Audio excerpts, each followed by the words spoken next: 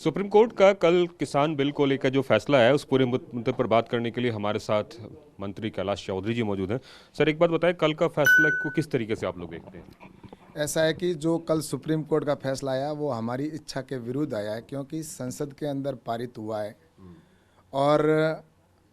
जो बिल है वो हम ये नहीं सोच रहे थे कि हमारे इस कानून के ऊपर प्रतिबंध लगेगा या स्टे लगेगा, लेकिन उसके बावजूद भी सुप्रीम कोर्ट का निर्णय वो सर्वमान्य है और हम उस सुप्रीम कोर्ट के निर्णय का स्वागत करते हैं। और जो कमेटी बनाई है वो निष्पक्ष लोगों की बनाई है,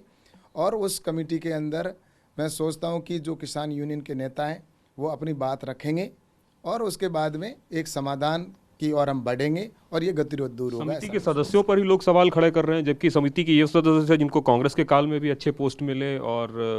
सुप्रीम कोर्ट ने निष्पक्ष मांगा तभी उनको किया है। ऐसा है कि किसान यूनियन के नेता जिस तरह से इस विषय पर कह रहे हैं कि इन्होंने जो ये कमेटी के मेंबर है उन्होंने इस बिल का पहले कहीं न कभी इसका समर्थन या स्वागत किया है। तो मैं इस विषय पर यह भी कहना चाहता हूं कि जो यूनियन के नेता हैं और जो इनके प्रवक्ता है राकेश जी टिकैत, इन्होंने भी जब ये कानून पास हुआ था उस दिन इसका स्वागत किया था और उन्होंने स्वागत सम्मान किया था और उन्होंने कहा था कि मेरे पिताजी महेंद्र जी टिकैत को 27 साल बाद में आत्मा की उनको शांति मिली है और नरेंद्र मोदी जी को मैं धन्यवाद देता हूं। तो आज ज़रूर इसके अंदर मुझे लगता है कहीं न कहीं राजनीति हैवी हो चुकी है और दूसरे जो इनके नेता हैं उन्होंने भी इस बिल का कईयों ने समर्थन किया है। तो मैं सोचता हूं कि अब किसान यूनियन के नेताओं को इस गतिरोध को दूर करना चाहिए और जो कमेटी सुप्रीम कोर्ट ने बनाई है उसके सामने जाकर अपने जो उनको कोई शंका है इस बिल के अंदर या इस कानून के अंदर, तो उसका समाधान निश्चित रूप से कानून सुप्रीम कोर्ट निर्णय लेगा। किसान अब भी मानने को तैयार नहीं है, वो अभी डटे हुए हैं, ट्रैक्टर रैली तक करने की बात कर रहे हैं 26 जनवरी को, और इन सब के बीच 15 तारीख को एक बैठक भी आपकी होनी है। क्या वो सब कुछ हो पाएगा अब? ऐसा है कि ट्रैक्टर रैली का विषय, उस पर मेरा किसान यूनियन के नेताओं से यही निवेदन है कि वो इस निर्णय को वापस लें, क्योंकि पूरे देश के अंदर जिस तरह से और पूरे विश्व के अंदर एक गलत मैसेज जाएगा, क्योंकि हम सभी भारत माता के लाल हैं और इस देश को आज़ादी दिलाने वाले करोड़ों करोड़ किसान जो हमारे शहीद हुए हैं, उन्होंने कभी ये नहीं सोचा था कि भारत आज़ाद होने के बाद में 26 जनवरी या 15 अगस्त के अवसर पर इस तरह से कोई अगर बात करेगा, तो मैं सोचता हूँ कि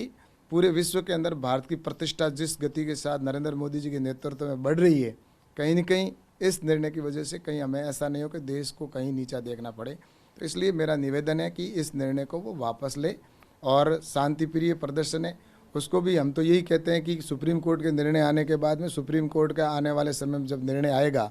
कमेटी निर्णय पेश करेगी, तो उसके बाद में वापस अगर उनका कोई विषय होगा तो रखेंगे। लेकिन अभी तो मेरा तो यही आग्रह है कि वो अपने इस आंदोलन को ख़त्म करे और अपने जो बुजुर्ग है या बच्चे हैं तो वो अपने, और अन्य जो लोग हैं तो वो अपने घर लौटें। एक आखिरी सवाल, सरकार जो एक हल्फनामा भी पेश कर रही है जिसमें ये कह रही है कि आंदोलन में कुछ शरारती तत्व, उपद्रवित तत्व और कई तरह की चीज़ें हैं, तो उसको लेकर आपका क्या कहना है? ऐसा है कि समाचार तो जिस तरह से मिल रहे हैं और कई ऐसे पोस्टर भी देखे गए वहाँ पर,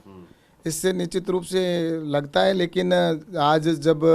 वहाँ हल्फनामा पेश होगा तो वो सारी गुप्त रिपोर्ट है और सुप्रीम कोर्ट के अंदर वो पेश होगी, तो उसके बाद में पूरे देश के सामने वो विषय आ जाएगा। तो मुझे लगता है कि ये सुप्रीम कोर्ट के जो वहाँ पेश होने के बाद में इस पर कोई चर्चा होगी तो ठीक रहेगा। कैमरामैन गजेंद्र के साथ कुमार कुंदन, TV9 भारतवर्ष, दिल्ली।